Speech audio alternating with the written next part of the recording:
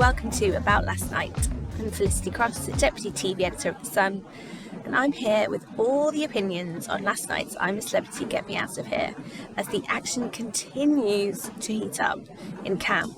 I didn't think that was possible. How are we only just into week 2 and things are already this dramatic?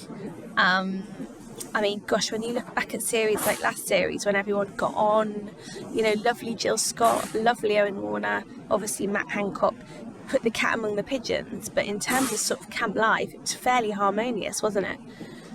Not this year. So, highlights this season. For me, there were 3 key things. First of all, the trial. They threw another ton of money at it, didn't they? That huge big budget Misery Motel. I really enjoyed the 3 lads together. I think they should have made a lot more of that. I think that they could have had multiple more rooms. The dynamic between the 3 was really enjoyable. They should have let that run a bit, I think, because certainly the concept, the format of it with the different rooms allowed for that. So for me, they should have really got their money's worth out of that moment, especially when point 1B came dreaded beds with Nella and Frankie. Oh, Nella. Now, as someone who has done 2-3 bush tucker trials in her life, I probably am allowed an opinion about this. Now, I've never been covered in bugs to the extent that that woman has, but something about the trials turns her into a different person. So when she's in camp, she's opinions, she's laughter, she's outspoken, but as soon as she gets in these positions where she's scared, it just diminishes, and it's so sad to see. And certainly I really felt for her, because just any kind of level of strategy went out the window. And God, that something when Antwerp Heartland's weighing in on you, he let rip. Did you hear him? So back at the studio, and then also on the Jungle Club Insta Live, how dare you, I'm disappointed, all these people worked so hard putting that trial together.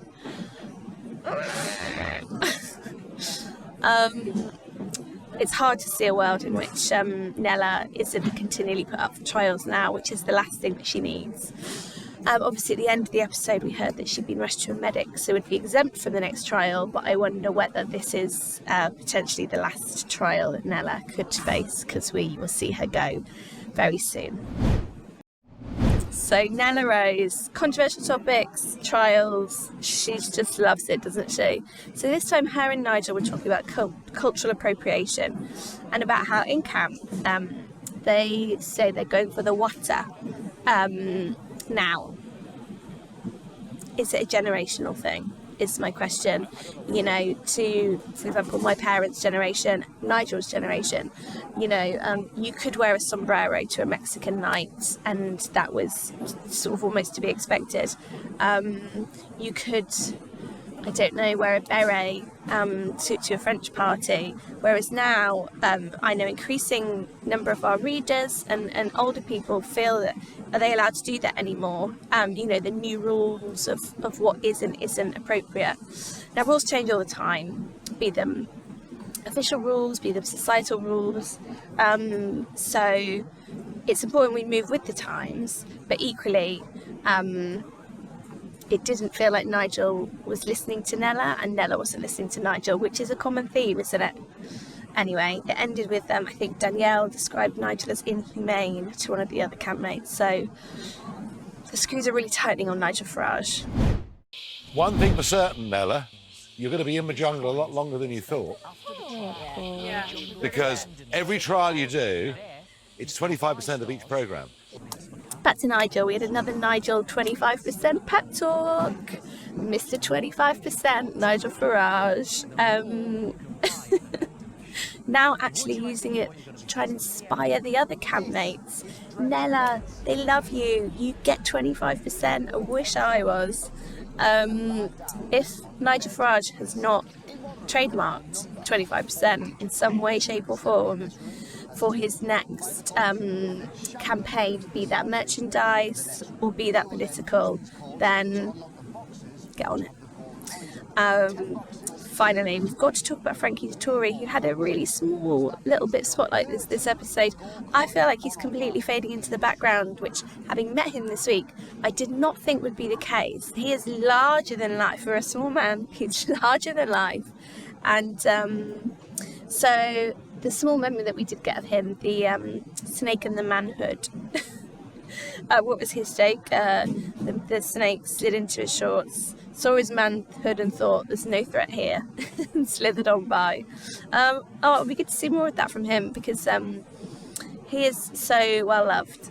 Nice to see more of Nick Pickard this episode as well. So I'm going to make Flick's Campmate of the day Nick, actually, because I feel like he's really growing in stature.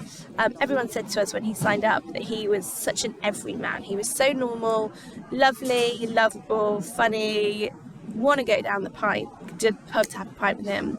I think we're seeing a bit more of that now. So good for him.